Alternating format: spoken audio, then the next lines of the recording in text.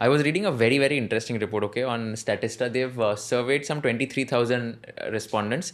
They mentioned that the 90% of the top 10% earning potential own house. तो ये जो top 10% of the surveys थे जो पैसों से, उसमें से 90% of them own house. And even the bottom 50% जो थे ना, उसमें से also 70% of them own a house. So I was just trying to figure out कि in India, like, people who are owning a house is more than renting a house. Like, is that the trend, basis your research or analogy? But you said that the rental market is 3x the Right. owning market. So what's the No, so I thing here? think the rental market will be bigger than the owner market But this is in terms of rupees, like the value. in terms of number of transactions. Correct. Number of transactions as in individual transactions. हाँ मतलब if there are 30,000 transactions done in a year, in a month, there'll be 20,000 people who will be renting, 10,000 will be buying. Okay. Value wise, of course, the buyer will be at multiples of the renter. Correct. But then this is something which was contrary. So ये आपका मतलब क्या इसका क्या source So है? see, like this, the data that you're referring to, I'm just trying to extrapolate what Yeah. it probably could mean. Okay, the top 10% guys जिन्होंने घर लिया है, ठीक है? The typical journey of a buyer क्या है in India, more or less? You start working, you rent for a few years, then you buy the home, and then you settle in that for at least 7 to 8 years before you upgrade. Yeah. Okay. Now, the top 10% guy, when you make wealth, you make that one stop कि मुझे अपना खुद का घर चाहिए. That's your status symbol. Until then you're okay renting, or you get married. ठीक है. And in some cases both work parallelly because the landlord convinces you कि बॉस तू शादी कर ले घर चाहिए तेरे को. ठीक है. तो I'm not surprised with this data because as you get richer, बहुत कम लोग हैं जिनको रेंट पे रहना है, उनको घर खरीद के सेटल होना है. तो ये जो आपने नंबर्स आपने शेयर किया ना, I am not surprise with the number, okay, because 10% तो है ही. Many people who are below that slab also, even though they may be owning properties, they would still be renting. वो भी काफ़ी अभी ट्रेंड है. मैंने घर खरीदा एक जगह पे, but I put that on rent, I am renting elsewhere closer to my office. क्यों करते हैं ऐसे? क्योंकि you want to be close to your office, to your work place. तो आपने घर खरीद लिया, आपने सेटिस्फाई कर दिया पूरे सोसाइटी को, सोशल एनवायरनमेंट को. मैं एक होम ओनर हूँ, घर मेरा खुद का है, पर मैं वहाँ पे रह नहीं रहा. And this is a very fast rising trend I am noticing. और ये काफ़ी I can understand the logic for it, क्योंकि लोगों की जॉब्स डायनामिक है, locations change. In cities of India जहाँ पे इंफ्रास्ट्रक्चर इतना पुअर है ना, you have to stay close to your workplace. So you will do that split in your head कि ठीक है, instead of spending 1.5 hours on travel, I'll stay 5 minutes away from my office. मेरा जो खुद का घर है मैं रेंट पे दे दूंगा. Okay. तो I think that's how it's playing out. But normally if you see, एक बार पैसा बन जाता है ना इंडिया में, anywhere actually, your final step is एक घर ले लो.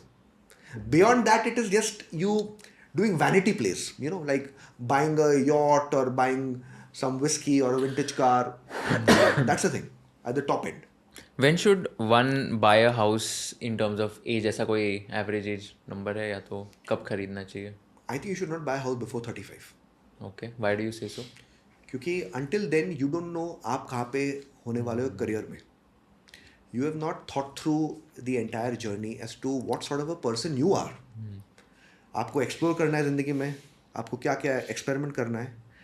35 की उम्र में ना आपने काफ़ी एक्सप्लोर कर दिया, एक्सपेरिमेंट कर लिया, फिनेंसेस भी काफ़ी आपके स्पेस पे है. एक कॉमन मिस्टेक जो लोग करते हैं ना, they buy home too early, and when they buy home too early it's about 2 or 3 big mistakes they make. They buy a house smaller than they actually need. ठीक है, मेरे नीड है 700 square feet, पर मुझे घर लेना है, तो क्या करूँ, 700 स्क्वायर फीट तो बैठ नहीं रहा, 600 स्क्वायर फीट ले लेता हूँ. They go to a location that they don't want to be in. मुझे चाहिए लोअर परेल, पर कॉम्प्रोमाइज़ कर लिए मैं जाता हूँ माहिम. ठीक है. So and then once you buy a house you are anchored to that property. Property management बहुत मुश्किल है. So don't buy a house in a rush, and never ever buy a house to cater to society. जो लोग खरीदते हैं ना, मैंने घर क्यों लिया, family pressure, society pressure, I am shocked.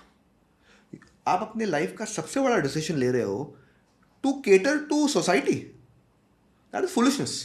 I know people can give it whatever term, नहीं you have to fit in, you have to not fit in. You buy when you are ready. You buy the house once, because selling a house is very difficult. जो लोग आपको बोलते हैं ना अभी खरीद लो, 5-6 साल के बाद बेच दो, आके बेच के दिखा। बेचने जाना तो रफीक भाई के पास हाँ, जाना। रफीक भाई कर देगा, बट रफीक भाई will give you the input की बॉस, जो आपका रेट एस्टिमेट था ना 2 करोड़ में लिया, अभी मुझे 2.3 तो मिलना चाहिए, पर मार्केट रेट इज 2 करोड़ और 1.90, आप बेचोगे तब नहीं, आप रहोगे वहां पे, and you'll keep compromising till you get that price. और वैसा भी environment है, nobody likes to say they made a loss. सबको बोलना है कि मैंने प्रॉफिट कमाया है। तो अगर आपने 2 करोड़ में घर खरीदा और आपने बेचा 1.8 पे ना, आप किसी को बोलोगे नहीं हाँ मैंने बेच दिया, हाँ पैसा वापस आ गया। One of the reasons why ये नैरेटिव है ना, होम प्राइस नेवर फॉल, क्योंकि the victims of this of the other side कि I am selling at a loss, they don't like to say I have sold at a loss. सब लोग बोलते हैं मैंने 2 करोड़ पे खरीदा, 4 में बेच दिया, एंड सबको लगता है हाँ वही रियलिटी है। आपके एक्सपीरियंस में, इंटरेक्शंस में क्या एज है आजकल जो लोग घर खरीद आजकल रहे हैं? लोगों के पास पैसा है लेकिन जानबूझ के खरीद नहीं रहे, they want to rent. But जो लोग खरीद रहे हैं उनका एवरेज एज क्या होता है, मतलब आपके जो एक्सपीरियंस इंटरेक्शन 35 के ऊपर ही, राइट है, 35 के ऊपर ही होता है, क्योंकि 35 के नीचे कोई पैसा कमाता ही नहीं है, सब उड़ा डालते हैं। 35 के बाद सेंस आती है कि भाई हाँ करना है। Basically, I have a quirk. Okay, I like to explore new locations. So I have a property, one which is owned by me, and whenever I get an option to try new areas, I do it. So एक मौका भी आया, my wife's office shifted to Powai. So she asked me, "Do you mind shifting to Powai?" I said, "I love it. Any location, let's do it." Then we keep shuttling 3 days, 4 days here and there. Because for me, Kushal, I've stayed in many locations of Mumbai. I've stayed in Chembur, I've stayed in Powai, I've stayed at Pedder Road, I've stayed at Altamount Road, Thane. So I've traveled the whole thing. If you learned something new from this video, do share it with your friends and subscribe to this channel so that we can bring you the best content possible. Also, if you want to watch this entire episode, click on the link in the description box and you can go to Kushal Lodha YouTube channel and watch the entire podcast episode. Thank you so much for watching this and have an amazing day.